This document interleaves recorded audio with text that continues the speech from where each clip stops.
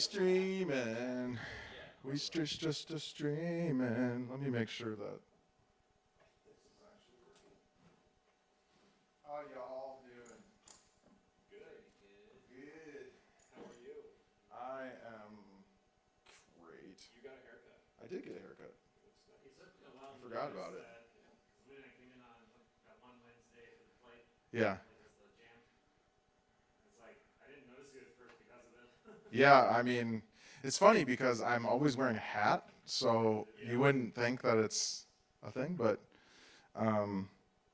yeah. Well, I'm just gonna test this really quick. I want to hear if this is see if this is working. And I'm kind of going a little slow here because I'm waiting for people to arrive, and I don't know actually how long my stuff's gonna go anyways.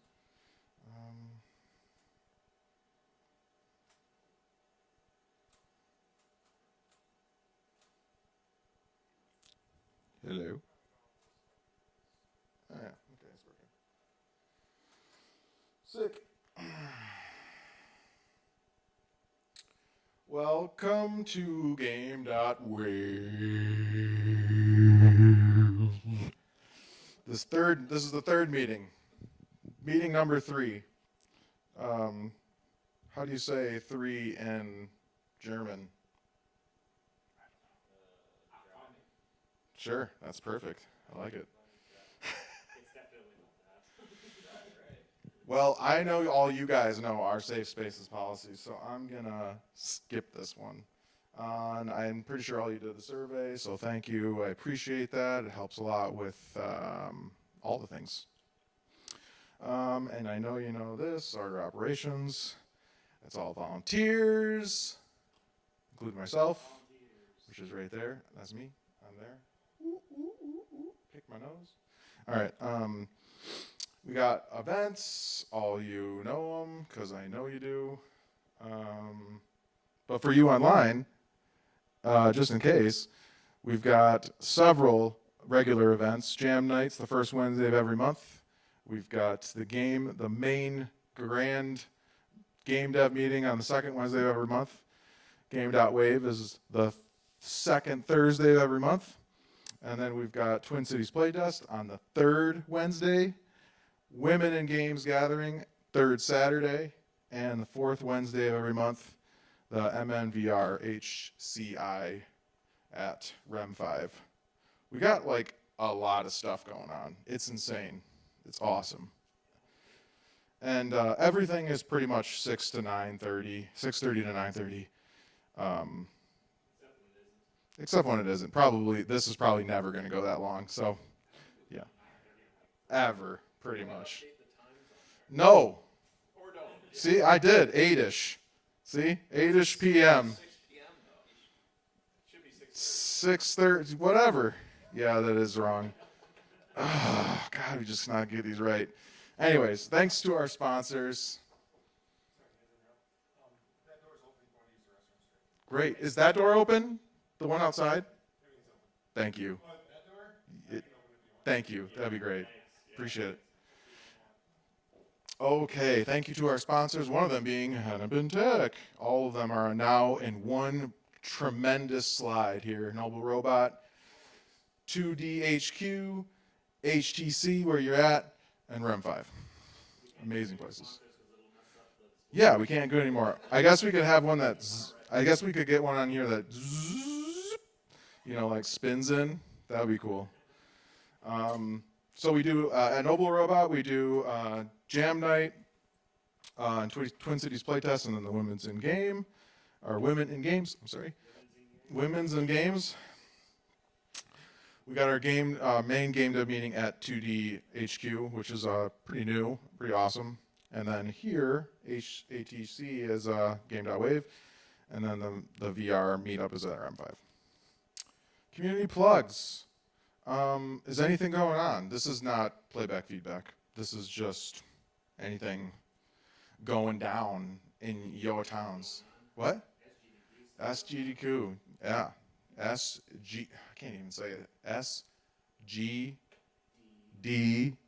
Q. That's the game. That's the games done quick. Summer games done quick. That's going on right now. Wasn't Dice Tower at that? Dice Tower was at that, and I don't know who does the music or sound for that. It's me. It's me. Cool. Well, presenters wanted. I need people because this is the third time in a row I'm doing this, and it's great. This is kind of a part two. Yeah, this is a part two. Well, I mean, everything is a part two, really. Yeah, you know, when you kind of get down to it. But yeah, anything at all audio related. Maybe you have an OST you love and you've broken down all of it, you know, and you want to talk about it. That would be awesome. Anything game related would be fantastic. So, playback feedback. We've got Josh's video. This is the point in which we talk about we give feedback to folks. Let's see. So. And then just preface this. I know this is not the greatest audio. That's the whole reason why I brought it, to get apart and get feedback so I can get better. Yeah. Yeah.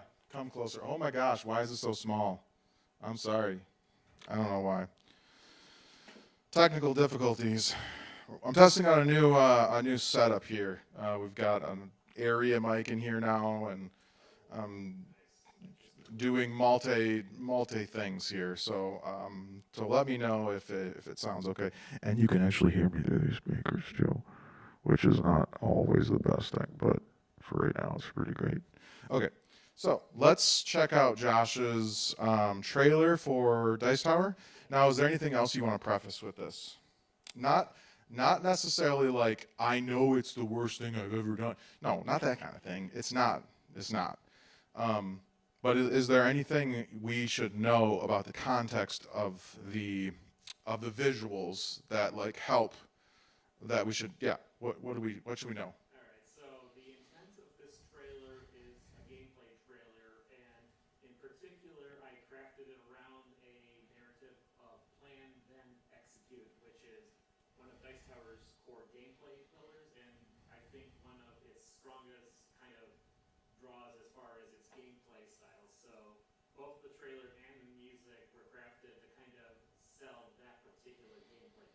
Great. So this would be like the main trailer you would see on Steam or something. That is currently what it is. Okay. So it's like, is there a call to action? Is there, or is it more of like an informational, just introduction to the game, or is it? It's intended to sell what the game feels like to play, and then at the end there's the call to action to go to the website and all that Cool. stuff. Great. Well, let's just jump in.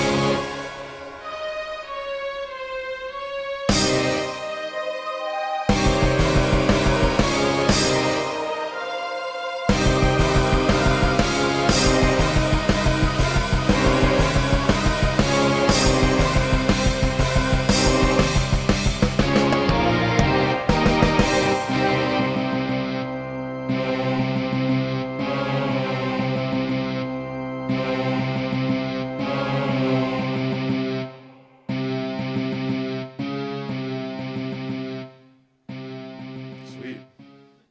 Cool. I like a lot of the syncing. You could like the cuts and like the Yeah, I thought that was synced up pretty well.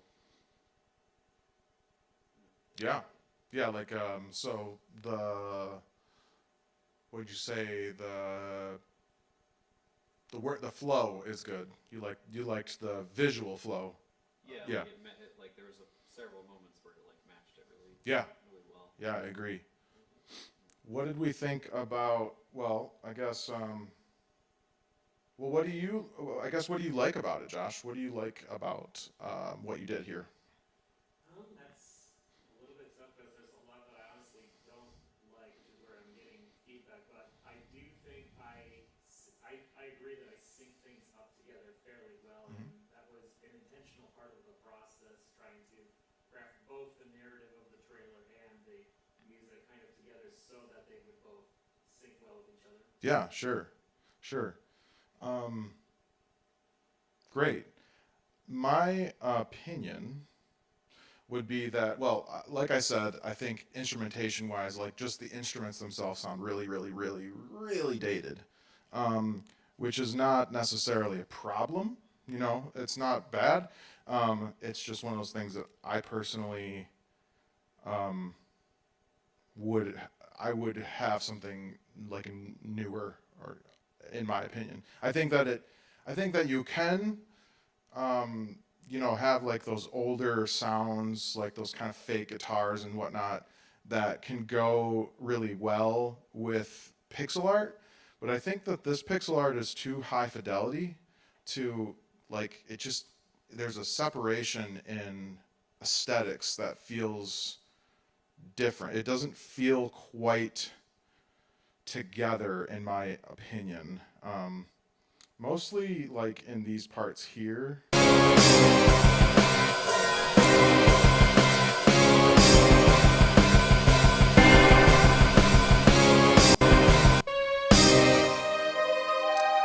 Like this part, I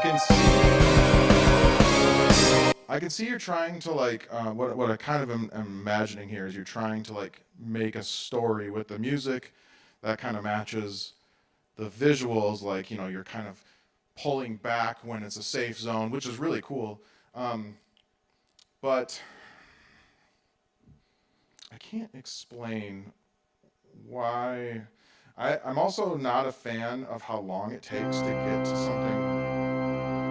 Like, it just takes forever. Like, that's 4 seconds in.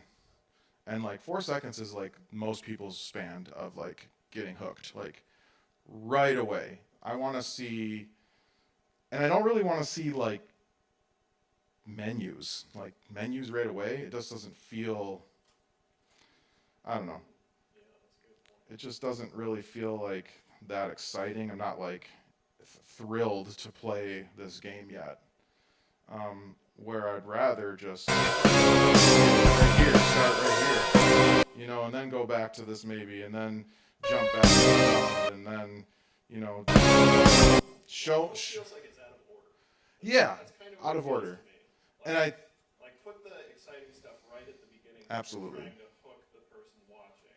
Well, and you, To buy your game. yeah, And then after you have them hooked already, that's when you start showing some of the menu stuff. yeah, You know? yeah. But I do understand the, cool. I do understand the idea here. Like, you're trying to show like the game flow, the gameplay flow, the full gameplay flow. But I think, in my personal opinion, game trailers and games are two separate. They're totally separate entities. They're totally different. We're trying to sell, like, for instance, you look at like those '90s, not even '90s, current game trailers are more about selling the.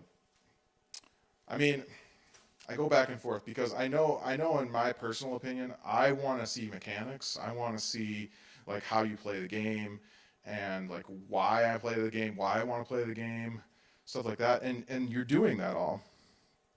But I don't know, the music isn't selling it for me. It's not selling the sense of, I don't know. Let's watch it. Let's watch it again.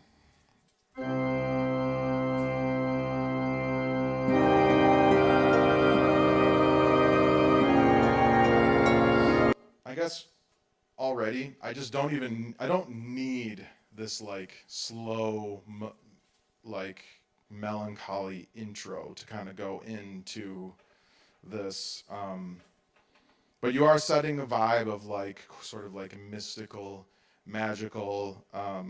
But I'm not sure right away how that ties in with the dice. Like, it just doesn't. Besides, like, sort of the elements of medieval sort of stuff in the background, and so like I can hear, you know, the harp and the voice kind of evoking that stuff, you know. And like that moment right there seems like it's energetic.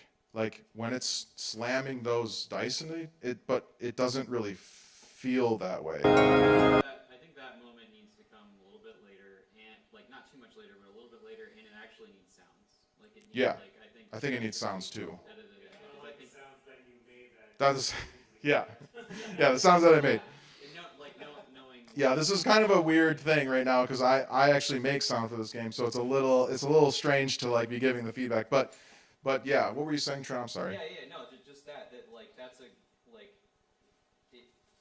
There's the art and the sound that you did like meshes really well, and it has sort of like a magical kind of quality to it that I feel like I could see that being kind of an interstitial part where it's like, okay, right off the bat we have platformer, we have probably cut to some different like pieces of art or things that are kind of eye catching, like the one thing that's super subtle is the people, like like go a little bit further, like a lot of like see all the people, right? It's Oh like, yeah. there's like lots of little things that you could just do quick cuts to kind of set that up of like, you know, you're remind me exactly, but you're like it's a game for the gods or it's something about that, right? It's like basically entertaining the gods, Yeah. audiences. Yeah. This would be a great time to like use that lore. I think, you know, like you can do it visually though. Yeah. Like, definitely don't cut to text or things like that. yeah, And then you know show that bam bam bam, and then like do the dice thing, like because that'll actually that's a good hook there, right? Of like, oh, there's like how is that involved in Yeah. the platformer, and then try to build to a nice climax. Because like right now it's like there's like a pacing thing where it's like you get to safety, but it doesn't feel earned at that point, right? Yeah. Because there hasn't been quite enough time to build the energy. And if like you could do higher energy music and like probably faster cuts, like it's tempting to show some of the, you know, like the holding like the edge grabbing and like the stamina, like it's tempting to show some of those things, but like it's the only reason I notice those is probably because I've played the game, where it's like other people they're not going to notice that, like it's Yeah. and like you want it to be like that's an interesting gameplay mechanic when you're playing, but it's not really a reason to play the game, so it's not really a hook. And yeah, those are all really good points. Another thing, in terms of like a visualization, I like to use when it comes to trailers is this starts high, peak, and even higher. Yeah. So it's like that's kind of like the idea there with you know like making it feel like it's high, but then has a little bit of a lull, and then goes even higher. Yeah, I like the sort of the action-packed part of the track. I think it should just kind of start with that, you know. Yeah, just right, go. Like that immediately hooks you more than sort of the monotonous kind of like choir church. Yeah, sort so of thing. 15 seconds. Yeah. That's where it starts. That's you know like that's where it starts. That feels like the intro. That's what I think It feels too. like the entrance. Yeah. You know? And then, like you said, Rob, figure out a way to go up to 11. You're at 10, go up to 11 at the end, and Yeah. give one more notch of excitement. But yeah, I would save the less exciting stuff, like maybe 2/3 in. Yeah. Where you can show more of the mechanics or the menu, right? Because you've already hooked them. Yeah. You know. Yeah. Yeah. And you know maybe I get like aesthetics wise, like I said, I would make it a little bit higher fidelity, but that's like an aesthetic choice, you know. And if I wanted higher fidelity actionable at this point. I'm talking about music, not Well, okay, video. there were also technical reasons, and that's Oh, I don't have. Yeah. And that's totally fair. And I was on vacation, so I couldn't do it for you. So, yeah. How do you feel about all this feedback? I think it's great feedback. It's great, interesting points, especially contrasting with like what I'm seeing Yeah. as important, and then hearing different points of feedback about what other people consider important and how it's not necessarily matching mine. So it gives me a lot to think about, which is exactly what I was looking for bringing this up. You know? I also want to reiterate that everything here is important. It's just the order in which it's displayed and how fast. I think it's like trailers, you only get like a couple seconds per shot. You really want to go quick, unless it's like fucking Breath of the Wild, new trailer, which they can do an hour-long thing and someone would watch that. Right. That's different from a Steam trailer. Yeah. You know? And True. Steam trailers are so different from movie trailers. Movie Yes. trailers start slow, Yeah, and they build up to an epic. Sometimes they start Feels slow. like a movie trailer, and that's where my background kind of is. Sure, That's naturally what I incline to. Yeah. I feel like Steam game trailers are just like you have. But to watch them immediately. I will push back a little because movie trailers can get away with that because you're in a theater. You're not going anywhere. Right. And the basic flow of story structure is always going upward. So like And these days, that like when you're watching it on mobile or whatever, it's like that's why they have the teaser at the Yeah. beginning of the trailer, right? Of like the action-packed Yep. stuff, and then it goes into the slower Yeah. trailer. So it's just like knowing your audience, like knowing where this is going and who's going to be viewing it. People that are like moviegoers or like someone that wants to watch something, they're never going to watch this. It's just not going to happen. But people who want to understand your game, they will want to watch it, and they want to know like why they want to buy it, or why they want to play it. What are they getting from this that they're not getting from somewhere else? And what is it about? What's the trailer saying about it? I'm trying to think of like a really awesome trailer that I want to use as an example. So one thing that I am, Especially a pixel art trailer would be nice. Yeah, I know, right? one thing I'm mulling over, and something that I tried with this trailer is because Dice Tower blends genres, I was trying to lead with the more Balatro-y genre and then cut to the platformer to kind of juxtaposition, oh, this is a genre. You know what? Let's just look at Balatro's trailer. That one's gonna be a little rough because it's Dude, they might have a million trailers now. yeah. Launch trailer. Let's say hello to Jimbo.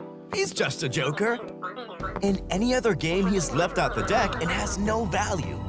But in Balatro, Jimbo and other jokers upgrade your poker hands, allowing you to create powerful card synergies. Every run requires a new strategy. Harness these jokers to their full potential. This is what we did on Juggernaut's commercial. So yeah, this one is highly this is a launch trailer. This is different than what you're doing. What are some like what's some Trailer maybe? Balatro official release date trailer could be. Winning in Balatro is simple. All we have to do is play a flawless That's like AI. That's like AI voiceover right there. Yep, probably not the best example. Slay the Spire, maybe. Oh yeah, Slay the Spire. I mean, well, okay, but I feel like we need to go more like Dead Cells or like something that is like more of a pixel platformer kind of thing. Sure. Because it is. Well, should I show them what I made? Yeah, show them what you Yeah, do okay. So for justice. yeah, just for yeah. So I for a let me quit this. For what's it called? Exercise. I took the stuff from Josh's trailer, and I took stuff from my main theme that I had written, and I kind of like threw something together. Because I told him like I've done quite a bit of trailers I've just done a lot of video in general, so I kind of have a good idea of the flow. So did I put this bad boy? Is it in here?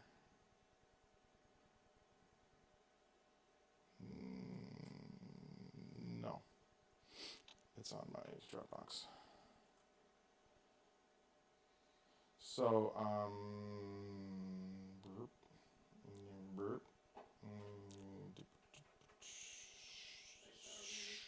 straight there.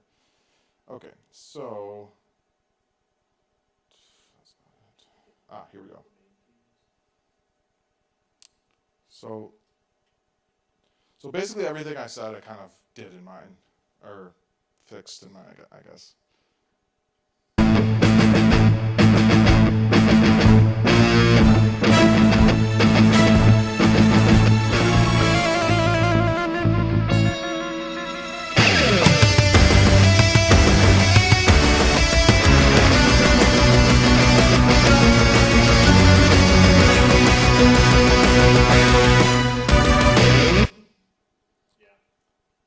Just quicker too, and it pretty much tells the same story.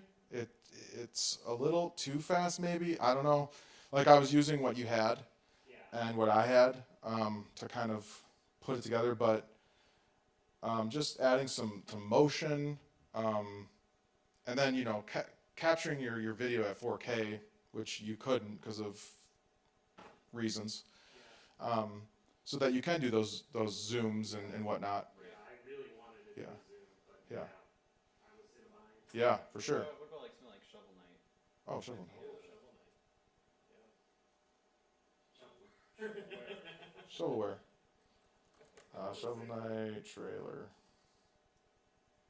HD. It's already breaking some rules.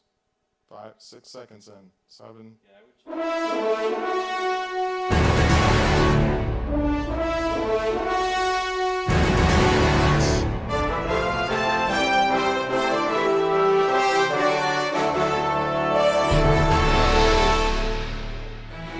They also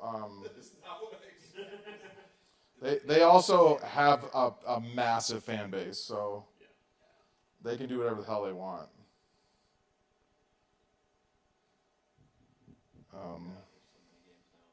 Yeah.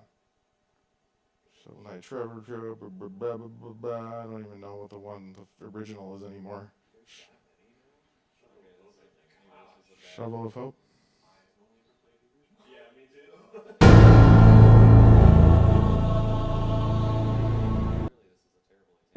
It's pretty bad, yeah. But I mean, this is at least telling you what's going on.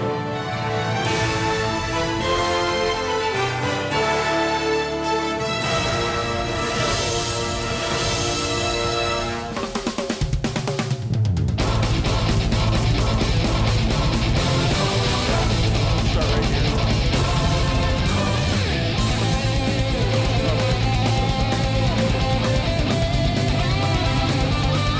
Yeah.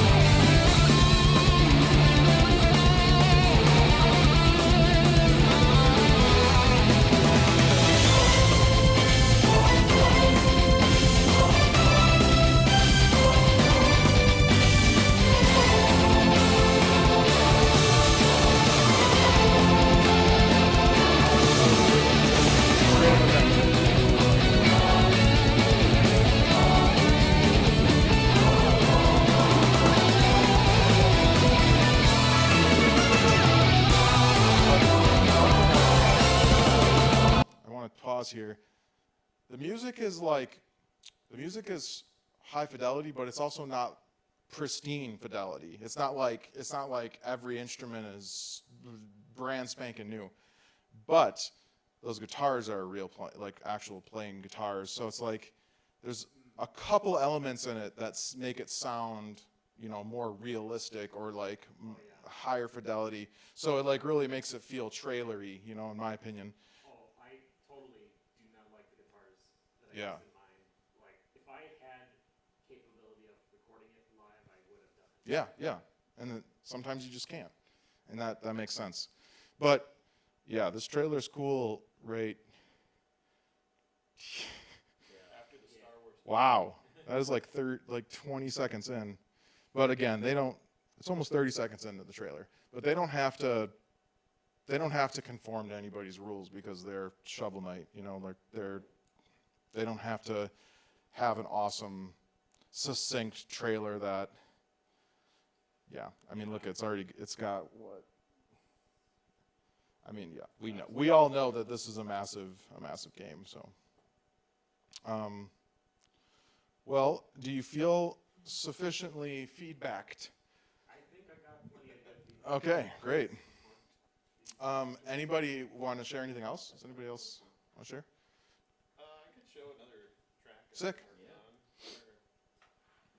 Sure. Yeah, send it to me. Yeah. I got one too. I worked on. Cool. Sweet. Oh, I might have to send you. I'm breaking the rules. It's not going to be a wave. Oh shit. It might have to be an MP3. That's okay. MP3. More like Game.mp3. more like dumb P3. I know. Everyone's going to notice the low quality. What the hell's weird ass bass project? What is? I don't know. What is the? Is it MacBook Pro 3? Probably. I'm just gonna send it there and- Yep. MP. I know, man. I'm sorry. I don't do my work on my laptop, so. Okay. You get it? Received. Yes. Okay. Morning on the lake. Okay. Yeah. So this is another. Yeah, tell us about it. It's another track from for this game Melvor Idol. And yeah, so I'm basing the track like we're working on just sort of the core music in the game right now, which just plays behind the gameplay. It's mostly pretty like calming sort of stuff that doesn't. It's not too abrasive. Yeah. Not to interrupt you. You know. And there's lots of skills in the game. So I've been kind of basing some of the tracks off of different skills, which, you know, me and the developer talked about doing that. So this one, I sort of based it off of the fishing and the forest, like wood cutting skills. Tried to make it sound like nature kind of vibes, I guess. So, Cool. Let's listen. yeah.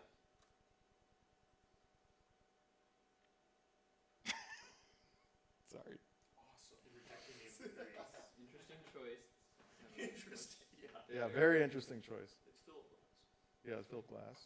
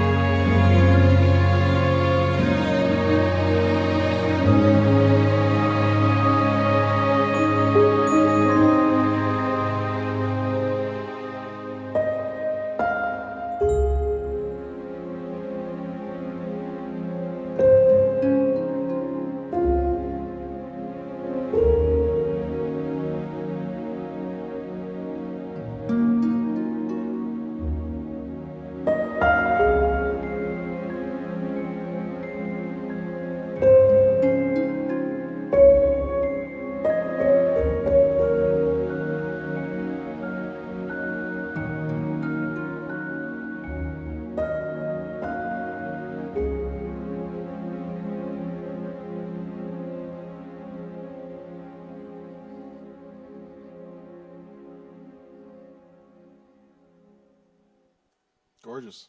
Yeah. Look at that right there. See that? MP3, baby. Yep. Quality gone. I have a few questions. Sure. Like I said, beautiful song. Really, like, fantastic piece of work. Not like piece of work. No, great piece. Sure. So you said that is this just exploration music, or is it where's It's an idle game, so it's kind of like playlist style music. Oh, that's right. In the background. So there's a lot of room for being pretty like creative with the tracks, as long as they don't get in the way, you know. So I've like approached the music in this game so differently from any other like game work. Yeah. Because, like, most of the time you got to keep things like, well, for one, like most songs in games are like between 1 to 2 minutes long, and they loop, and most of them have to stay in the same like dynamic range. But for this, it's like, oh well, if this music is all being played across the entire game, then we can have some different, different melodies coming in, different things happening, spice it up. So, and each song has like a melody in it that I also wrote like an overarching track that's also in this playlist of songs. That's a medley style song as well, and it brings back all the melodies from all the other songs just to kind of tie it all together, because I want the listener to be like, wait, Yeah, for sure. oh, that's from that like the fishing song, So, yeah, that's how I've been approaching it, I guess. My only critique is that it sounds like 4 songs to me, Okay. 4 separate songs Yeah. that then go into like a transition, like, which is fine sure. and cool. Yeah. You've got like, the piano version, and like I guess these two, the beginning and the end, like the bookends, because I'm guessing that it loops, or does it go to the next track? It goes to the next track. Goes to the next track. Yeah. So, but I understand why you did that, but it almost sounds like the beginning and the end are like, the light version of it could like sit on top of it almost. But like you said, it's hard to say, because your particular circumstance sounds like it actually would be fine with the variation and change. The biggest critique I have is like, and there's no voice, right? There's no voiceover, nothing. Okay. I think for your particular game, it's spot on. But like, let's say this was for Zelda, like a new Zelda game or something. Unless there was something happening that makes it, necessary to be getting like this grandiose sort of section in comparison to something like this. It's like I would need something to happen for me to want to hear. I get what you're saying. For me to want to like hear that. And I do appreciate the slight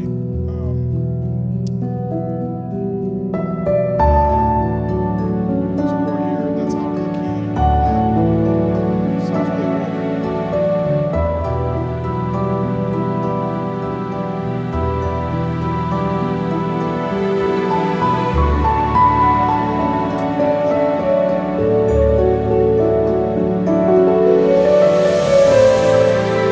That's gorgeous. Like, really cool. But I feel like I would want to hear something like that if I was transitioning into like, maybe I'm going into a town or something. Like, this almost sounds like exploration to like going in a town. Yeah. You know what I mean? Yeah. In like Breath of the Wild. I've been playing a lot of Breath of the Wild lately, so I'm like now thinking about it all. And then exiting the town, going back into. I see what you're saying. I totally hear where you're coming from. And I agree with everything you're Yeah, saying. and then like you said, that you approach this very differently. Yeah, it's kind of the circumstance of the style of Yeah. game. You know, like You couldn't always get away with this. no, I don't think. that's why I said like I'm approaching this so Yeah. differently from how I normally do. Yeah. You know, because it's almost like just putting on your favorite orchestral album in the back. Yeah, that's and listening to it. that's what I kind of feel like it is. Yeah. And that's why I can do sort of this this build to this section, and then I mean, as you can long see as it the. doesn't get like totally like over the top, like ostinato craziness. It's more like, gosh, it's hard to explain, I guess, but there's so much freedom with it, and it's like, hey, yeah, just picture what the game would look like in your head, or picture what music would be happening if you were literally out fishing in the woods by yourself, because there's not actual like gameplay. Yeah. Because it's this idle game, it's like Yeah. there's a lot of room for that, I guess. Yeah, you're kind of creating the emotional content with the music. Yeah, exactly. Yeah. Because like you were saying, the way it goes, like when I hit that minor 5 chord, Yeah. it's like, oh, it almost feels like you're entering a village or something changes. The song changes but or something. nothing changes in this game. Yeah. So it's me dictating it. Yeah, Right. which is really cool that they Yeah. allowing you to do that. It almost is like an interactive album almost. Yeah, It's kind of yeah. what it sounds like more so. So, yeah, I mean, I've like all the other stuff I've done previous to this. It's been so different. Yeah. So, yeah. And I would say this is just a kind of a nitpicky thing, but low end is a little intense. Now, there's a sub in here, but it's not. It's pretty delightful. I just want to hear. I just want to hear. Like I'd like to hear more of the upper frequencies though. Like you can even see it in this recording, or even in RX. Oh my God! Look at what's happening over here. Oh, that's funny.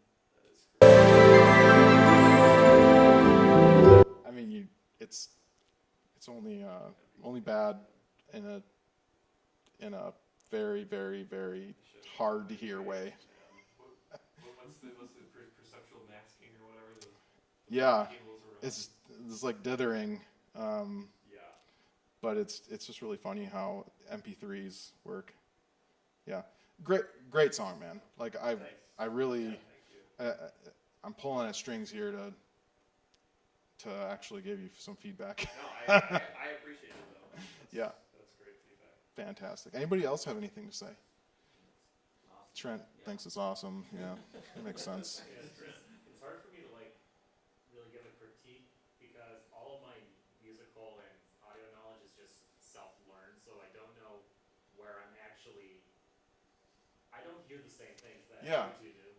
A mentor of mine recently told me, I told him how like these meetings sometimes make me feel shitty afterwards because I'm like, oh man, like Mateo's song was really good or whatever, and I'm just like, oh man, I feel like shit or whatever. Maybe I'm not supposed to be doing this or whatever. And I'll tell him like, the sob story, and he's like, okay, Rob, there's 3 different things that I want to teach you. That when you go to a get-together, a meetup or whatever, there's 3 different ways to be.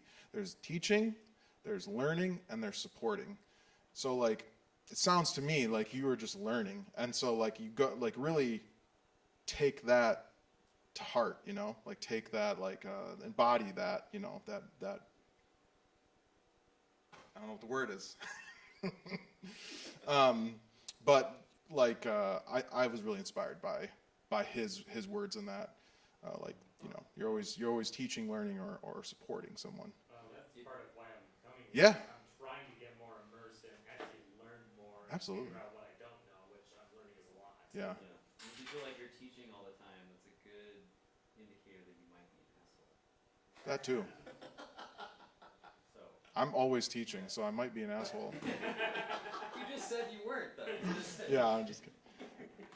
Okay, well, you guys want to listen to my Fool and Fool song? I actually posted this in the Discord, but this is not Discord, so This song really hasn't. It was just made for fun. I had been playing a lot of Persona, and I got back from vacation, and I just really wanted to make something like Persona, really focusing on electric keys as like the melody-driven thing, and then like distorted guitars, but also like more background distorted guitars and upfront clean guitars mixed with like pretty like funky like drums.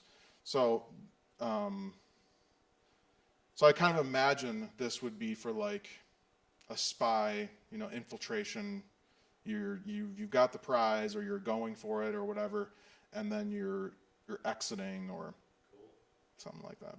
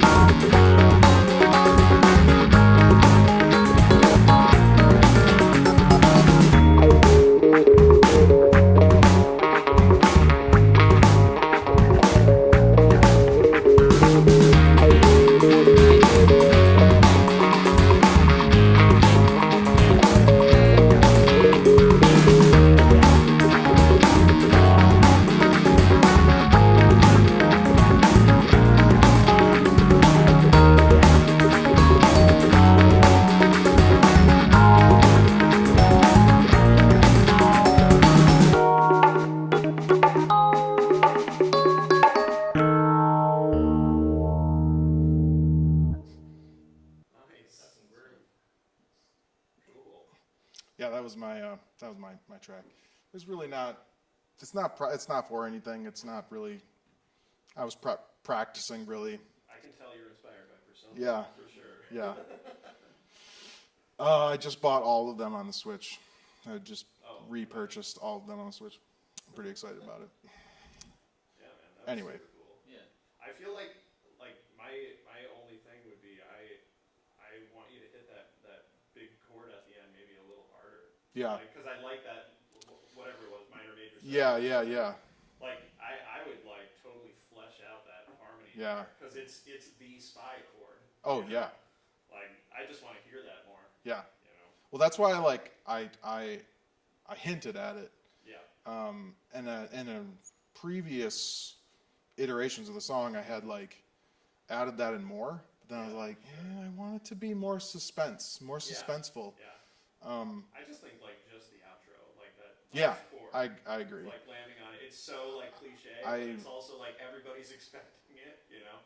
I wrote that like really fast at the end so I could show it to people. It's like, it ends, I guess. Yeah. So yeah. Well, cool. Thanks for listening. Yeah, man. I'm trying to figure out how to talk about this because the song is great, but Yeah. the general vibe, the one thing that was throwing me was the tone on the distorted guitar. Mm-hmm. I'm trying to figure out how to describe it because I'm Oh. also not really knowing all the right terms and I'm trying to figure this out. Yeah. But it didn't feel like it quite fit the nature of this. Yeah. Piece. Like there was a little too much. I'm going to describe it as like a high-end fuzz. I don't know. Yeah. Most likely not the technical term, but it's essentially that fuzz is kind of drawing my attention and pulling away too much. So it makes the guitar stand out more than it should. Where, like at least for my taste, I would go with a little bit more of a lower bassy distorted Yeah. guitar and more of not sure. feel. And again, I'm not knowing the right terms. Yeah, no, you're fine. You're fine. No, that's great feedback. I was going for that shoji sound, which is typically quite like bright. So yeah, but I hear what you're saying for sure. And my performances weren't that amazing, so it's not locking in quite the way I'd want it to in like a final mix or whatever. But it was more so about blending the like building the bass and going to the top, kind of like I wanted to get like the full sonic spectrum.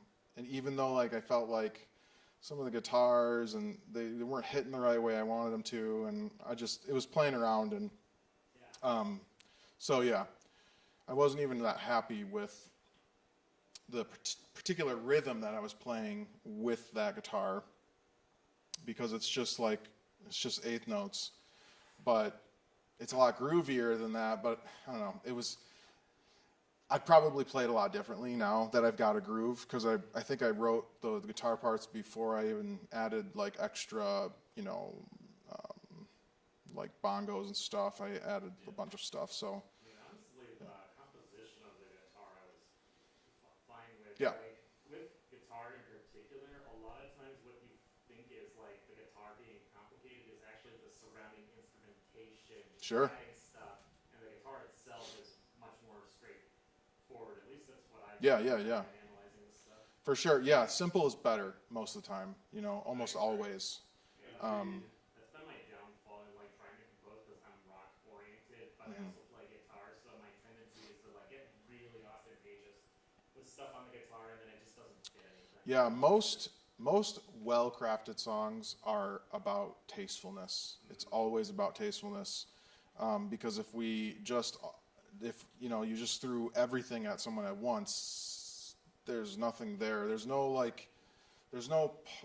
push and pull relationship. There's no like ebb and flow, and music is about emotion, and emotion is about ebb and flow. So it's kind of inherent with what you're trying to do with it, and we're always trying, as composers and sound designers, we're always trying to evoke an emotion with our sounds. So yeah, but thank you for that feedback. That's great. Anything else? Anybody else want to tear my song up? I think it hits the vibe. Yeah. Like, absolutely. To a T. Sounds like, like a specific type of game would be, Yeah, would be perfect. right. For sure. It's got that one vibe. Yeah. Yeah. I've never played any of the Persona games, but this felt like a Japanese Missing out. game soundtrack. Well, that's what it was supposed to. Yeah. I think like combination of funky drums with clean and distorted guitar and electric keys is like, I was gonna say the Rhodes in there. that was the last thing I added to, and I was like, That's this my is what favorite makes part. it. This is what makes it. Yeah, that's my favorite Yeah. part. That's so Persona. Oh yeah. That, Oh yeah. that electric piano. And I've been using E keys for like Joggernauts. The OST for Joggernauts is a lot of like Rhodes and Yeah. a mixture of pianos and of all kinds of different stuff. Anyway, Cool. well, thank you. Yeah. You want to see a silly thing? Of course, All right. Because I mentioned this, I think, last message. of course, I want to see a silly thing. So this is this failed project that I worked on like 10 years ago. Oh. That Ben Prunty did the music for. And this was our like last thing that we did, is like I made this trailer for the game that was And so, so I don't need any feedback on this. 'Cause you just want this to. is a long ass time. We just want to see it. Yeah, we just want to see it. It's like, yeah. But it's interesting because I cut it to the music, like a pretty early track that Ben had given us. Okay. For like a vibe thing. Sweet. Okay. Yeah, I'm excited.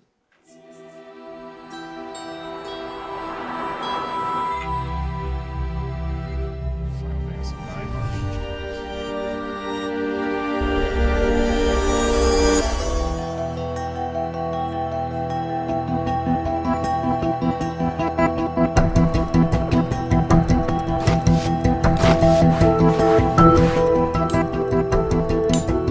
That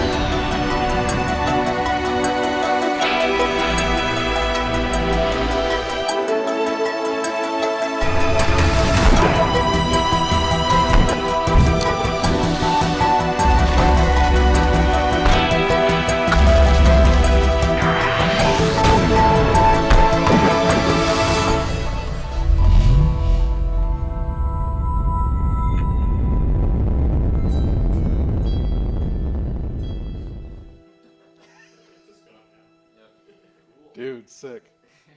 That's super cool. 9 years ago. Yeah, I think it was actually earlier than that too. I think they just uploaded it at some point, but I think it was probably it was at least 10 years ago. You know? Okay. Okay. Dude. Yeah, That's sweet. you've heard the Into the Breach soundtrack. Yeah. Well, I will say, to be devil's advocate about what you're saying, it sounds to me like he was blending, you know, like maybe instrumentation, like rhythmic instrumentation that was for like Into the Breach. Maybe around that time was he working on that game? This was before. He was probably dabbling with like these ideas of just instrument. Very possible, yeah. Like the big thing that we kind of like, I gave him a bunch of description of like kind of the Yeah. vibe and stuff, and like I think the bells were like one thing that he kind of focused on. Sure. a while. That kind of has a lot of that sound. Yeah, but like the orchestral elements, like that sounds very medievally. Like these little hints is like, I felt like there was like 5% fantasy, and then the rest was kind of just, you know, his vibe, you know, whatever. Yeah. So, yeah, really cool. Sci-fi Yeah, kind of vibe. yeah. It didn't go full sci-fi for me though, ever. No. Well, yeah, it still had like the strings and orchestral Yeah. elements in there. Yeah. It felt very much fantasy based. Yeah. For sure. Whereas like I could see, you know, Into the Breach being, you know, it's darker, it's deeper, it's denser. A little less fantastical. Yes, yeah. Yeah. More about like the ambience, which, you know, Ben is good at. Yeah. That's what For sure. he did. The elements though, for sure. What's that other game he did that's got an amazing soundtrack? FTL is definitely Not that one. It's another. What's it called? I know Into the Breach and FTL. he did Gravity Ghost that for a friend of ours. That was a pretty tiny game. Gravity Ghost. Actually, no, that's not the one. I don't remember what it was, but he did this one OST that's just phenomenal, and I don't remember what it's called. Sorry, Ben. Yeah, and to be clear, like, I'm happy that some of those sounds, like, Yeah. I mean, this project didn't happen. Yeah. It was all, like, we were talking last night at the bar, it's like I was the prompt engineer. It's like, that's how much credit I got is, like, 0, right? It's like, that was all him. Yeah. And, yeah, so it was more just, like, for me, like, hearing the Into the Breach soundtrack, it just brought back all of the, like, pain of the failed project, you know? Like, just, and because it's so, the music is so good. It's Man. yeah. When I worked for Tiny Build, I had done this really weird. Did I show this weird soundtrack that I did for Tiny Build? It was all found instruments. Like Yeah. About this. Yeah, Yeah, I just- you showed us some of that. Yeah. Did I? Okay. Well, then I won't show it again. You did a lot of, like, Talked about it. I don't know if I showed it. At least the sounds. I don't remember Here, the music. I think it's called Foley. Definitely did, like, the sounds where you, like, Yeah, so this was all, Foley music. Yeah. So this was all the main instrument being acoustic guitar, but then everything else was like found objects and whatever. I will say that it's like very warm sounding, meaning that it's just like kind of a mangled mess of bottom end. But it was one of my favorite things I've like ever done. I really wish I could have continued working on this, but I'll jump around because it's like 15 fucking minutes, so it's actually probably pretty quiet.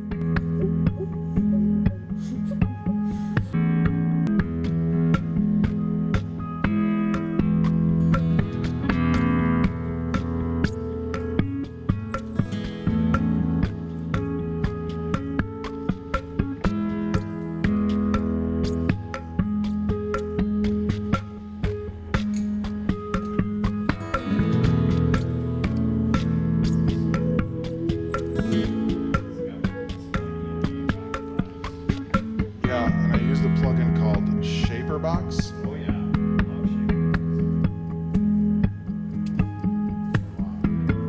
Love And then there was this melody that's coming up.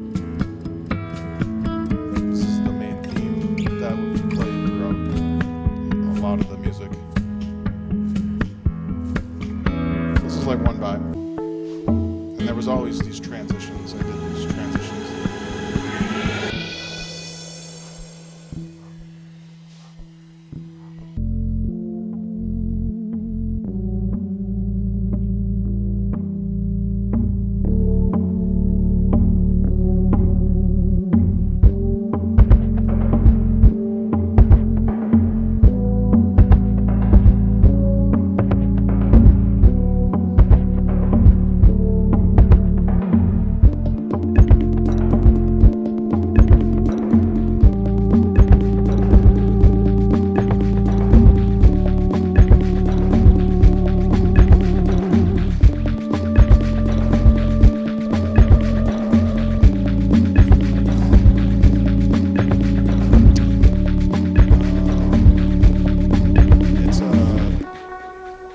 It's actually ARP 2600, but it's the Behringer version. This is my favorite track that's coming in here.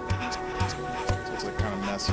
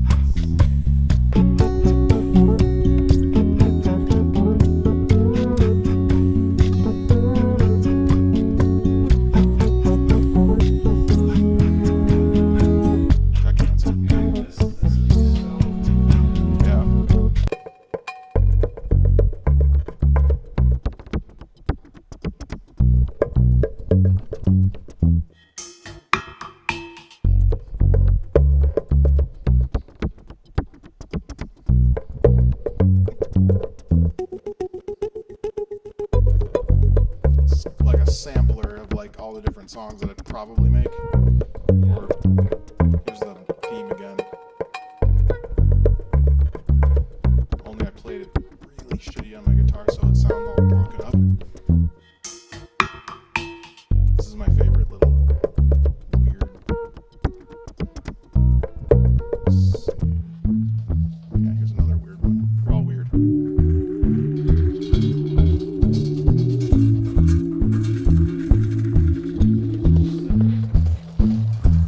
I transitioned all. It's like a bunch of ideas.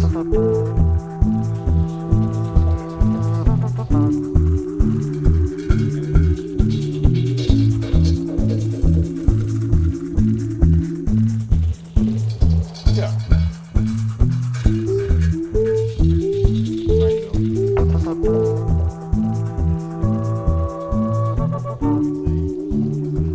I wish I could. I can make something different.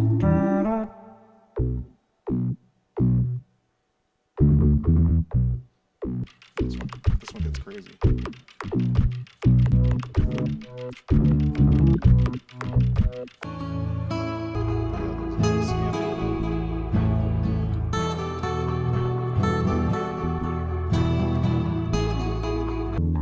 Oh yeah, this like bluesy rhythm track.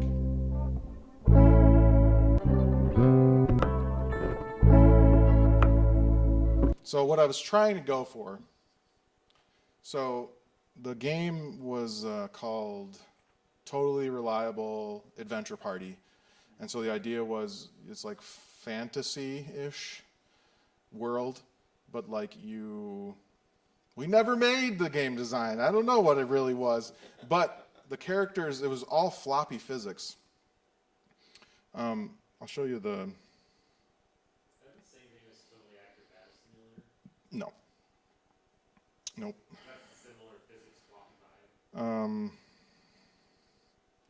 I think that, here it is. Yeah, I think you showed some of that. You did this would be the. Yep. So this is the music for it.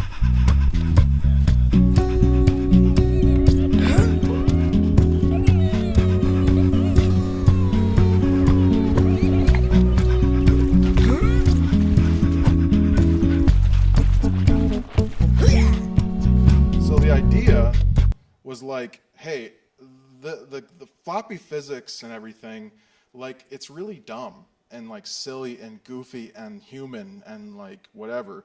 So I wanted the music to represent that. And this was after a lot of iterations. Like I did so much music for this game. And the main theme actually turned out really cool. That never. Where is it? Is it this one? I sang in it. Yeah, I was going for a Pizza Slice Dracula vibe. Totally reliable, totally reliable. Adventure,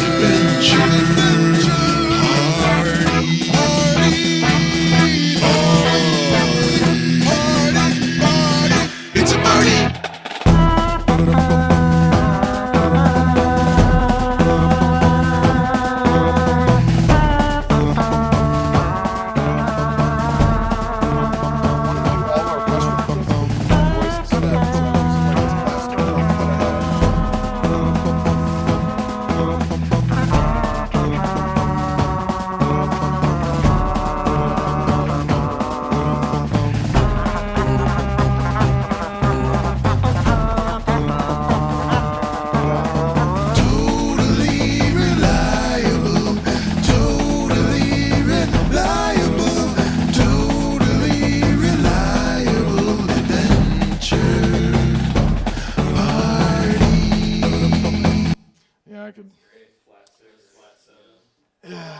Good times, but bad times, because it's over now. Anyway, that's why they're paying me the big bucks for the good stuff that I can't use. So you get to hear it here, folks. I mean, that at some point in your future. Yes, I'm going to do something similar because it's a really cool sound, and I really liked making it a lot. It was a lot of fun because I was just, like, most of it, I was, like, kind of challenging myself to mostly use my acoustic guitar. So what I would do is I took like mallets and stuff and I would hit the back of it, and then I would take my hand and I would just rub the fretboard or whatever, and then I also like didn't care about form. I just like played, and then I would like manipulate the form later, and it was a lot of fun. Anyway, so main presentation, which is not that long, so it's good that we did this. Environmental sounds with Unity using Fmod. So to review, what is why Fmod? So it's great for people like me that don't know how to program. It has a very DAW-like interface to it. It has adaptive audio that dynamically reacts in the game. So like, you know, you can have a lot of different like dynamic control using something like Fmod or, you know, Fmod. It's multi-engine, like Godot, Unreal. You can use it on anything, and it's platform and any platform too, like Switch or Xbox, whatever. And you can also mix live and balance things out like you would a DAW, which is just really cool. There's also a profiler in it so that you can audition like basically what is going out of Fmod into Unity, and so you can see all of the different elements, like different parameters firing, stuff like that. And then it replaces your game engine audio. So this is kind of the block diagram of like how, you know, it works. We talked about this last time, but it has a very similar workflow as like other game tools, where you're using, you know, your Fmod Studio as the in-between, like the Unity editor. You've got your content, and then it kind of goes into the game, and the integration with the Fmod engine and the Fmod for Unity, those things kind of get put together, and then you can use your Unity engine. So why not use game engine audio? Like, why? You can. There's no shade against that. And Unity Audio has made amazing improvements over the years, from what I've heard. I've never really used it, but I know that it does not have, advanced mixer features, which is like automation control, which is mostly what I'm going to talk about today with the snapshots. Doesn't have that. It doesn't have visualized timelines, which is just so awesome for people like me to be able to snap things to a timeline and be able to pick out loops and whatnot. Not to mention the instrument tracks that are in FMod that you can drop for like easy randomization and whatnot. It's also like designer focused, like much less than like Unity Audio. It's just not. It's more for the game engine. Looks, feels. So it's onboarding FX stuff and parameters. They're all very DAW-like, so it feels really familiar. And then there's like advanced spatial settings for that are really easy to use, and you can override them and stuff. Just a lot of power for not programming. It's great. I don't really need to go through these. I was thinking other people would be in here that didn't know this stuff. But this is like some basic, game engine developer terms that they're really helpful to know. As someone who doesn't code and someone who doesn't know the whole process of how everything under the hood works, having these basic ideas are really helpful for me to be able to actually communicate with a developer. But it also opens up doors for my own experimentation, and I can audition a lot of things really fast and easy. So game objects are the building blocks. They act as containers for components. The components are what you kind of put in a game object. They define the custom behaviors that a game object would actually do. So it's like the folder is the game object, and then within that folder is the components, and that's kind of what defines how that game object interacts with the game environment. We've got prefabs, which are reusable game objects that really helpful for many things and saves a lot of time. In Godot, these are called scenes, so each engine has its own terminology. Yes, and yes, definitely.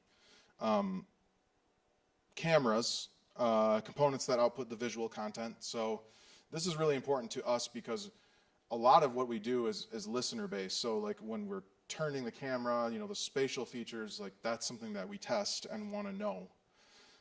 In the particle system, we're using emitters. They're called studio event emitters. So they are not exactly the same, but they still kind of utilize that same system. And then within the physics engine, we mostly use three different things. The rigid bodies, which provide physics space control for game objects. And then we've got colliders and triggers, which kind of all three of those kind of work together really, really well. So the colliders are what those rigid bodies are colliding into, then triggering that kind of chain reaction. So they're the triggers are what initiate that action, and the colliders are like an invisible object most of the time. And correct me if I'm wrong, game developer, people that know more than me, but a lot of these things too, we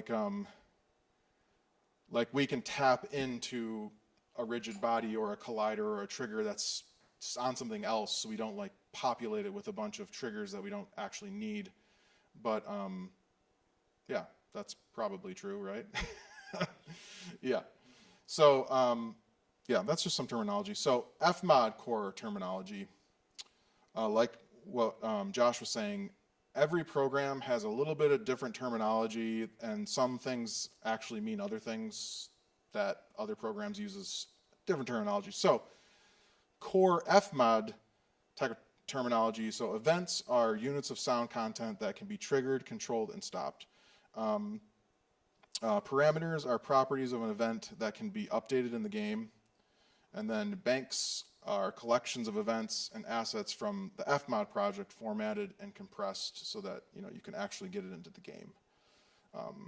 Because it won't just go in there raw. And then builds within Fmod, it creates these .build files so that you can play the events that the banks contain.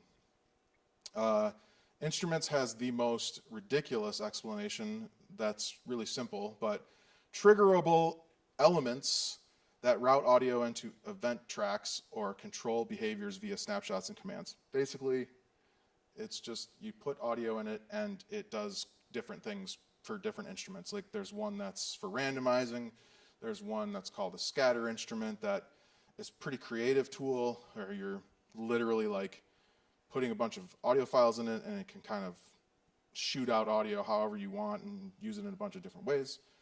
And then we've got like our routing and mixing, which events route through buses into a master bus, and they're forming submixes along that path.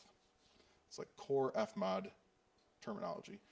Any questions or words of advice or compliments? Or so before I break out of this and go into my project that I've orchestrated for this talk, what is environmental sound? Well, it is very important. It's contextual. It gives you an environment. It helps sell a space. Last night, I wanted to so badly talk to Mr. Andrew. I don't know, was it Andrew? And I was like, where is the sound in all this crap? Like, you didn't talk about sound at all. And I was really excited about these spaces. They looked so good. And, he was talking about, visual, like all this visual feedback for all this vibe stuff. And I was just like, dude, audio, like, where's the audio context for those spaces? And I heard a little bit of it, but I wasn't like, I didn't really know anything about how it was there or like what it was. No shade, Andrew. You all good. It was just something I was excited about and didn't bring up. So it's very contextual. And when I say that, I mean like space. You even hear it in this room right now. There's reverb. We've got a space. We're in it, and we know we're in it because we can hear it while we're walking around in it. And also, like, we can hear a soft, the projector, if the, heating and cooling system went on, that would come in at some points. And all that would tell us we're based in the real world. There's not anything magical happening. So it's really important if we don't get those contextual ideas correct. It's also very immersive. If you take out, sounds to get us into the environment, it's just not going to feel right. It's going to feel, you might actually be repellent to the game because it just doesn't quite feel right. And it creates an ambient bed for other sound effects to play off of. Not to mention like spaces like this where, reverb spaces and then sounds, how they interact in those spaces too. So it's like a multitude of levels of sound, and how, a dry sound, a direct signal could sound fantastic on its own. But as soon as you put it on in a space, it sounds weird or it doesn't quite fit. And so it gives us a lot more context for like what a sound is doing versus what it's not doing. And then we also have the storytelling element. Massive amounts of storytelling in sound. Let's say, you're a player and you're standing straight, and there's this beautifully drawn bird that's behind you. I can't see that bird.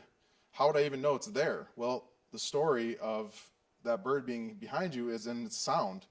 So, and if that bird is really part of the story, You know, like I need to know it's there. So it's important to have those elements demonstrated. And like when it comes to lore in your games, you know, it's like telling an audio person like me what elements are important at certain times, so then we can actually, you know, build that like that anticipation of like let's say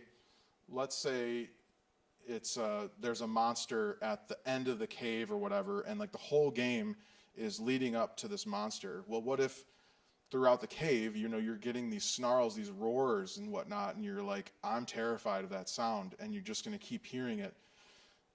That right there is a massive storytelling element, and it's also like building, foreshadowing, and all this stuff. So like in world building, it's doing all that stuff. So these are important sounds. They're not something to just haphazardly throw in your game. They can do amazing things for a lot of things in your game, like storytelling, like world building, like setting context, like setting the precedent of like the scene, even like wind noise. You know, I can make different wind sounds that have different feels, like different emotional values, basically. You know, like just a howling wind is much different than a calming wind or wind with leaves, you know, flying through the air or whatever. So yeah, that's just a little bit of background on environmental sounds and how important they are. So so I'm going to go into Unity now. This is where I'm a little afraid, because I'm afraid that it's not gonna work because of my computer, but I got an M1, so come on, Apple, get with it. So for my particular example, what I'm doing here is I'm creating two spaces. One is outside and one is inside. And the idea here is I want to be able to sit by a fire outside, but when I go inside, I want that fire to be a lot quieter, if not completely gone. And then the refrigerator that's inside, I only want to hear that when I'm inside the house. And I can kind of hear it when I go out. A lot of this can be done with just straight up spatializers, like, you know, setting the boundaries. But let's say I picked a fire because a fire can be pretty universal. It's like the boundaries are pretty far on a fire sometimes. So I wanted to kind of demonstrate how that can work in a game, and kind of tell that the story of, like, you know, being inside versus outside. You wouldn't think of these things as like really important until it's not there, and then it feels real weird. So first thing I did is I imported, everything we did last time, I imported fmod. I got that all set up, and then now I'm in a project, and I downloaded this Unity's Essential tutorial, which came with a bunch of prefabs and some scripts. And so basic, I just want a world that I can then put a camera, like a basic movable character, and then a fire pit and a kitchen with a refrigerator in it. So what I did first was we just want to throw our fire pit in. So delicious little fire pit. Actually, before that, so the main camera, I threw a cube on it so I knew where it was, and then I added the audio listeners on there, the fmod Studio listener, and then I've got a very simple camera controller. It's stupid simple, and then very important, I use a rigid body on the camera, and then I'm making sure that it is kinematic, which definition here is contains controls whether physics affects the rigid body, which it will once we go through the collider. So we've got our character here, we've got our fireplace, And then I added a studio event emitter to this fireplace, which I will enable now. And so the event play trigger, it's on enable, since when we play, that's when enable will start. That'll start the whole thing. So it'll just play. We don't want it to stop. We just want it to play. And so then I've got my kitchen here.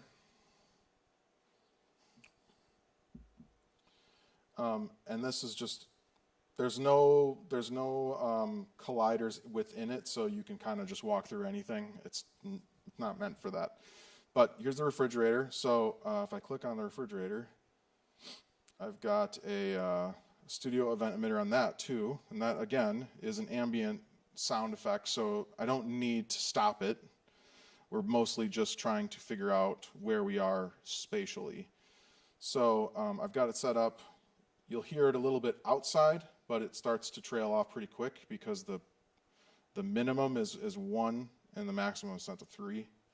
And then the most important thing to make this all work, besides that rigid body on the camera, would be this cube that I created that goes around just the kitchen. It's actually a little bit inside the kitchen so that it trails off better. And so what I did then was have this cube add a box collider to it and make sure it is a trigger. And then I made a snapshot in Fmod that, I'll go to Fmod now. So I'll come back to this, but in Fmod, so snapshot, it's called room EQ, even though it's misleading because it's not an EQ, it's just a volume. So what I did here is I have two groups. One group, the inside group has the refrigerator, the outside group has the fire pit.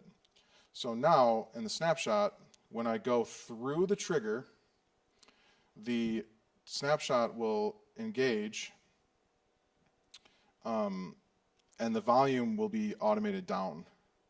Usually works. Why isn't it working? Because it wants to be a bastard. Stop. Switch your audio output earlier? No, it's just because I guess this doesn't matter. It'll work in the game. So what it does is I'm this intensity here. Well, being in snapshot mode with this highlighted, and this is a sheet. It's called a sheet. That's at the top. So we've got this kind of in scope. So this group, I have the intensity of this sort of going from 100 to 0. So basically turning on and off as we walk through, and then and the opposite when it comes back. So it'll automate down and then come back up once we leave. So so if I build this, it'll go over to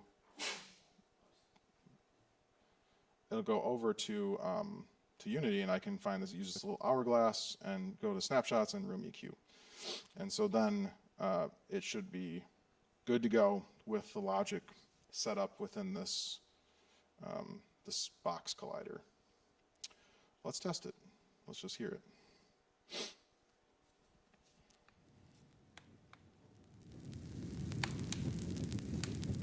Look at that roaring fire. So good. So,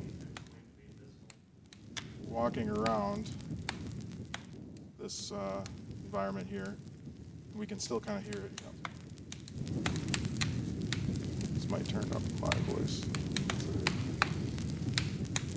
So, now if we go inside, boom, gone.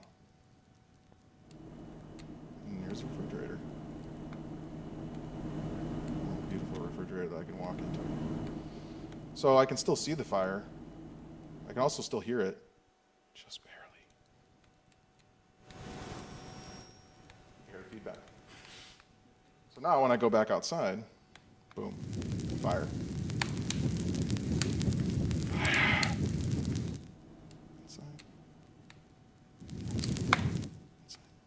Inside. Inside. So you get the idea. So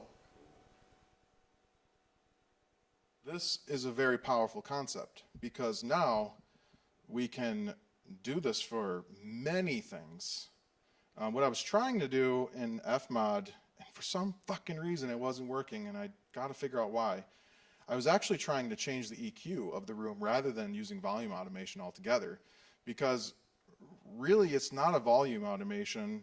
It is an EQ change, because like you're really just cutting the higher frequencies out when you're moving through a room, depending on the absorption material of the walls and the doors and whatnot. But for this example, we did that. So how this works, so a snapshot, I'll make a new one just to see it. So the overriding snapshots will override any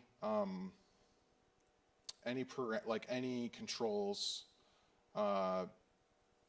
for whatever like you scope into the snapshot. So if I do a new one and I call this outside, and so let's say, well, let's just do the same thing again. So I'll add, we'll make sure the inside one comes down now. Not that it really, so I'm scoping it in using this little scope in drop down. And then I'm gonna, for the intensity here, I'm gonna add a modulator, which is called AHDSR. It's a lot like a synth or something like ADHR. And so basically what this does is it's time controls, automation controls, because I can't really set a timeline up to do something in like, I guess I could if I were to like use the animator and stuff inside of you. It's just so much work when I could just set it up so that I want it to effectively turn off and turn it back on within 320 milliseconds. I don't want it to hold or decay. I just want it to turn on and release. And so, what did I do in this one? How did I set this up? Yeah. Yep. So I just had the attack and release very quick. And so, and then I also need to automate, I think I did this. I thought I added automation somewhere else. Oh yeah. Yes, I added automation to the volume control as well. So it's going to start at 0, but then once the snapshot kicks in, it's going to start at 0. It's going to take no time at all. I'm just going to start fresh here. And then can hold for a little bit and change the sustain here. So if I press play, you'll see that it just went down. And when I press stop, it should go back up like that. So that means that that's what I was trying to do with this one. I wasn't doing it. Stupid. But yeah, you can see that, so like when we go inside or we go outside, we go inside to outside, we press play here, the inside bus will go down. So anything that's in this bus will then change to this. And then when we go back into the trigger, it'll turn off, so then it'll go back up. See what I'm saying? Yeah. Very powerful, very, very powerful feature. And like I said, you can add controls like EQ. So like, let's say we don't even want to do that business. We just want to have. Make sure that this is. Yeah. So let's say we just want the high end to cut off and a little bit of the mid range when we have this. Well, it'll do that based on the intensity here. So it's changing that based on what I've decided here. So I can make it longer attack. So it takes a lot longer. you know, to finally hit that 0 point, and then backwards. If I wanted to longer release, I could, you know, do something like that. So that like shapes the room EQ, like the way it sonically sounds. So it's pretty cool. And one of my favorite features of Fmod. So like I said, all you have to do is add that snapshot with a trigger so that it can just do all that, you know, complex automation really simply without. Is that why you have the cube, like Yep. around the? Yeah, that's a box collider right here, the box And so collider. that's when it knows that you go inside. Yep. Yep. And then the rigid body's on my camera. So that's the thing that's telling it, oh, like, hey, I'm in the box, I'm out of the box. I'm in the box, I'm out of the box. And so I've got it set here to trigger enter and exit, and then I've got a collision tag on the main camera because I've got the main camera set to main camera. So it just makes it easier to, like, I know a lot of people have mixed feelings about tags, but it can be really helpful when you're kind of doing this kind of stuff, because then it's just like, you know, putting it on its own tab, even a sound tab, could like help with these collision tags. So it's just even more assurance that it's going to actually happen. So for the non-Unity developers, what's a collision tag? Well, you tell me. That's what I'm saying. I'm a non-Unity It's a- developer. I don't know what collision tag is. You can basically tag a game object like with a tag, which is just like a string. It's like a hashtag. Yeah. Okay, so then if I'm understanding that correctly, Godot's way of doing it is instead of a tag, it has basically a not binary, bitmask, yeah. You're thinking of a different thing. So Unity tags are what's in HTML when you ID. It's like an ID on an object, sort of. Okay. You don't necessarily have to have it. It just helps sort of make sure that it's the right category. And it's like, and I think it would be helpful for a developer too to be like, hey, don't get rid of this box. It is for sound triggering, you know. Yeah, essentially what it's for is you're putting things in specific groups and then things only interact with that group if you tell Yeah. them to. Yep. And so this case, like, if you have a ball that you kick into there, that's going to have a rigid body, and that would, without that collision tag on it, it would probably. It just wouldn't work. Well, it would probably trigger like, if that component did not have the tag assigned to it there, right, that ball would trigger that audio. But I wouldn't want it thing, to. and you don't want it to. Yeah. So, like, by having the main camera tag on there, it will only trigger when the camera, which is the audio listener in this case. Yeah. Like, Exactly. That's basically the same as Godot and how it uses the bitmasks. It's a different implementation, but it's the same end result. I think you guys are still. Yeah. You guys are talking about the same thing, but he's talking about tags, and you're talking about layers and stuff. no. No, layers are different than tags. I don't know how, but I know they're different. Yeah. Because the layers are up here. Default layer, there's like these different layers, but yeah, this, I mean, it's Unity tag. I mean, it's not Yeah. an actual tag system, which is why. that's why a lot of people Like, don't use it. properties on things, but I thought they used the layers. Layers do determine what rigid body, like which colliders actually collide. But in this That's case, the thing where you set up the bitmask and which things collide with which things. right. But I mean, it's Unity versus Godot, so it's like it sounds like they have that for. Does that determine what can collide? Yeah. Okay, then yes, I see what you're saying. Layers is something. Yeah. Like,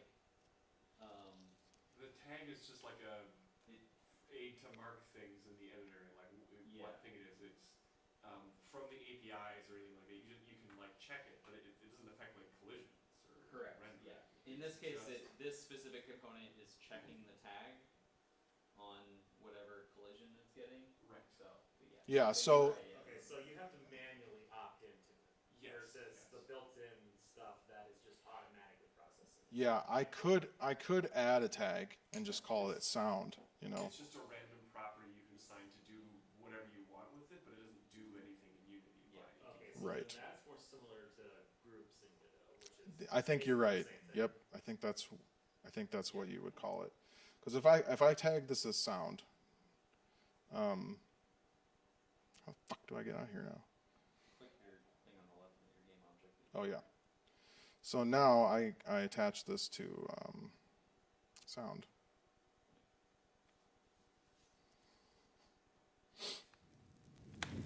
Generally, the reason people don't actually invest in tags in Unity is it's not a triplet. The object can only have one tag. So right now, It's not a good tag system. You need a tag system. Yeah, because Godot lets you do multiple groups. Yeah. Yeah. So so right now it's not working because Single category. it's not a tag. It's like it's not tagged. So if I change this now to sound, works. There we go. So now it works because the collision tag is, the same. It just helps sort of make sure that it's on the right kind of layer. Yeah, like I don't want everything triggering that. I want only the main camera to trigger it. Which is probably why main camera would have been actually probably better, or like player or whatever the player is on. I don't want a ball that someone kicks in there to trigger that. So specifically, it's like honestly, is there like an audio listener thing or anywhere? Because like that's the listener is on the fridge, and the listener is on, that's the or the listener is on the main camera. yeah. Yeah, the listener's right here. Because really, that's what it should just look for. Or I guess that's not always true. But You want to sometimes target specific sounds to trigger from specific things. I'm just thinking multiplayer, and it's like This is specifically for environmental sounds, like if you setting had spaces. multiplayer with player on it, it would It's still, either. But Yeah, I would think that would still be the main camera. It's just everyone has their own main camera. yeah, Yeah. main camera's fine. that's true. So yeah, I guess another way we could do this instead of adding our own cube is using the floor or like the walls. We could just use what's already here and make that an is trigger and then add that to that. You just think anything triggers. Yeah, but I actually kind of like having the cube itself separate because I don't know, it's just like I can control it more. I could make it bigger, I can make it smaller and not affect the original prefab. So I prefer to just make it myself. Yeah, Godot would just give you straight up separate nodes that are specifically for doing these kinds of tasks. Okay, cool. Yeah, that's awesome. And a lot of times, I mean, depending on the game, you might have like visual effects that happen when you go inside too. Like Right. it might LUT to something, some other color scheme, or it would, Which means you could also use that as an audio trigger too, and then you wouldn't have to double up, because we want it to be efficient. We don't want to have a bunch of objects in there that aren't like they're just doubling, and making it more complex. It doesn't need to be. But for this situation, this is perfect for what we're trying to demonstrate here. So in the Fmod side of things, all we got here is a fire pit sound, just grabbed on my library, and then I've got just a simple loop. We can actually audition, to make sure that the spatializers are working. So I think that this is in mono right now, so it's you're not really hearing it the correct way. But and then the refrigerator, same thing, just looping that, and then those are getting put into this sound effects bank. And then so like when I build, that's what's going to Unity. And this project is already sunk with it per last time when we're talking about. So that's pretty much all I got. Any questions? Yeah, like I said, this is massively powerful. You can basically make an entire environment yourself without a programmer's help. I mean, there will be things that you'll probably want, programmers' help with, but to come to them with this is just like, it's so much more powerful. Even though I've had programmers be like, no, I want to do it my own way. It's like, okay, but I can easily, yeah, I have a question. like that guy. I have a question. Yeah. How the hell did you figure out all this? Years, There's not a lot of stuff no. online about FMOD. years of fucking around and, Okay. and also like, I mean, I've worked on like 15 games at this point. So, and I usually do the sound design and integration and the composition for most stuff. So it's, and I just like got really into, I don't know, I just really like to be a part of that the full project. Like, I don't know everything about Unity, you know, obviously, but I do know those core things that make it so that I can actually add things to it that are for me, you know, just for sound. And I'd say if you're interested in getting more involved in this stuff, there's tons of tutorials of like use the FMOD tutorials, you know, use the Unity tutorials. If you go,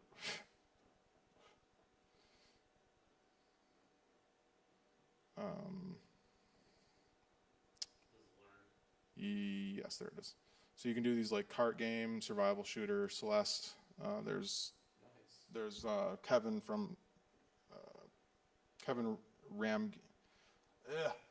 Kevin, he's a good dude.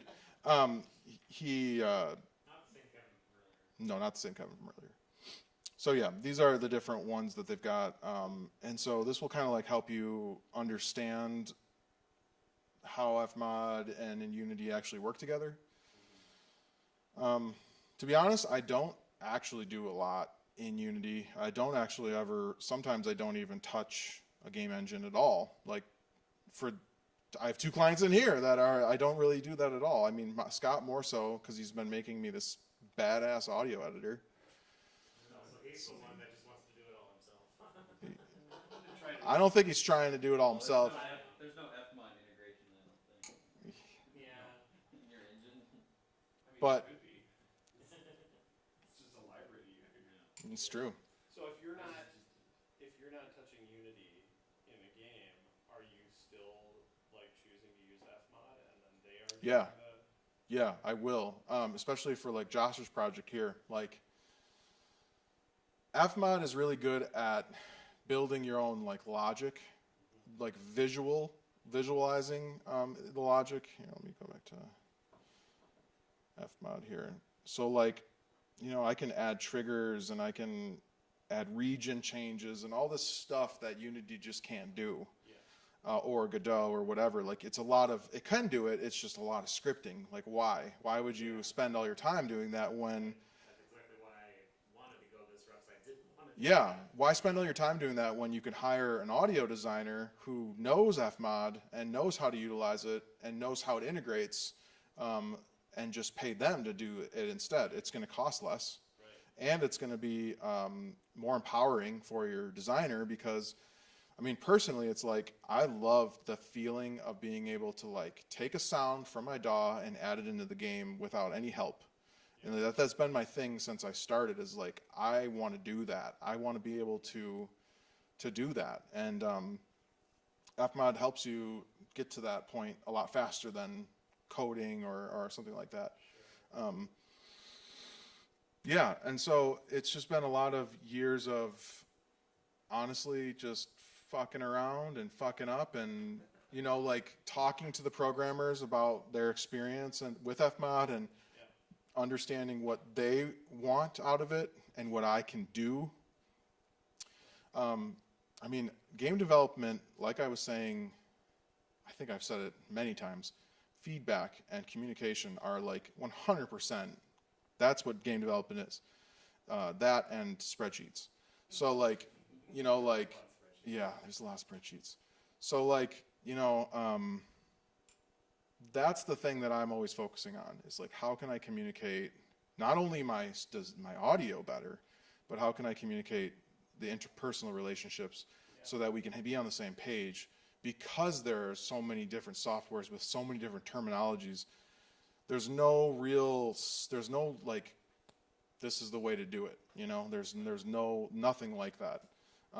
So it really just takes trial and error and not being afraid to just fuck up a lot. Me and Zach got in tons of fights over FMOD and, you know, or just like stylistically how to communicate about, you know, like what we're trying to do, or like what I'm trying to communicate with him, and then him coming back to me and being like, no, we can't do that, or him not understanding me. And so it's just like, that was just early career, you know, early stuff that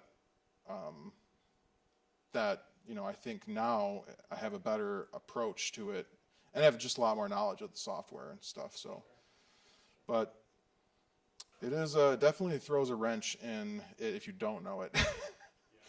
Like, it does seem to be one of those things where, like, middleware and understanding the game engine, it's really starting to become one of those things where you kind of need to know those things. Being on a game project, it definitely helps knowing the terminology and how these things can like affect other things, and just like the general flow of how the order of which things are done and whatnot too. But that's like my perspective, strictly. There's many perspectives out there. There's many different ways to do all this stuff. There's probably better ways to do everything that I'm doing, but this is how I'm doing it, and that's my spiel. The best way is the one that works, and then you eventually find ways that work better as you develop things. That one. So to review, so what I did in FMOD, so I navigated to the event editor. That's this. I made new 3D events. That's these, and they're 3D because of this. That's the only difference between a 2D one and a 3D one, by the way. And then I added the sound effects to the timeline. Then I named the event something relevant. So this is Fire Pit. So Fire Pit, that's the event name. And then I added a loop. Then added a 3D spatializer. If you accidentally made a 2D event, I just wanted to put that in there. So that 3D event is right here. Then you can audition with the 3D preview over here, and then add the event to a bank. So you do that by, I'm two-finger pressing down on my trackpad here, and I'm right click. Oh my fucking god! Of course, it's like I'm in the wrong thing. It's in banks. So you got to be in the right sheet here. So right click, add to bank, and then I have this sound effects bus bank that I had built previously. So all that, that's where I started first, and then I navigated to the mixer, which is Command 2 on Mac, and then this is the mixer. Then I added events to groups. These are the groups, GRP.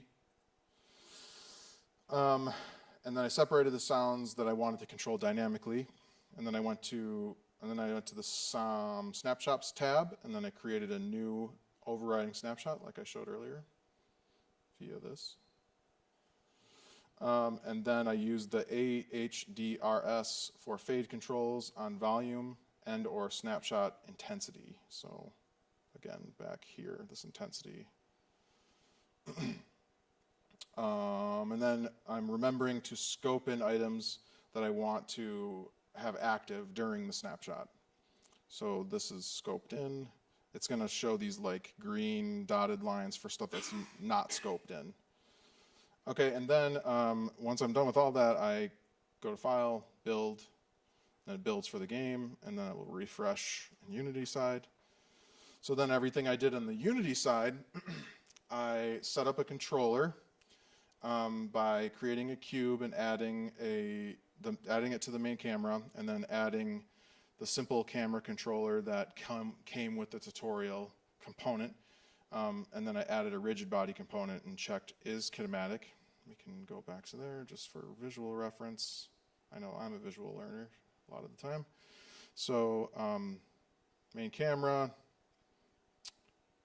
simple camera controller and rigid body with is kinematic selected. And then added Fmod Studio event emitters to all the game objects that I wanted to emit sound from. So that in this case would be our fire pit. And there's that studio event emitter, and then our refrigerator, and others there. And then to set up the snapshot, the cube game object size of the space. So we've got our cube, which is nested in our kitchen. Whoops, a lot of tabbing here. And then we have the event play set to trigger enter, and the event stop set to trigger exit. That's right here, trigger enter on play, trigger exit on stop. And then I set the collision tag to main camera because the camera was on, or the main camera has the rigid body. And then I use the magnifying glass to find snapshot created via Fmod. So right here. And then it's going to show all my stuff in my banks. That's like my banks folder. Okay, and that's it. Let's go eat. So yeah, that's just a review to kind of share what I did. Champs. It's got 2 P's. It's got 2 P's. 2 P's. I'm still liking this is not chomps. There's no O. Champs. Well, thank you for attending. Hopefully this was information. This was good information and helpful. Thank you for feedback for everybody who talked and gave feedback and showed stuff. It's really awesome. I'm hoping to see more people in the future here. And hopefully someone will relieve me from doing this over and over and over forever. I know, right? Well, you know, it takes time. It all takes time. And it's being streamed. Yeah. All right. So I'm going to end the stream now. I'll see you guys at Champies, Champy Boys. Thank you, everybody. Thank you.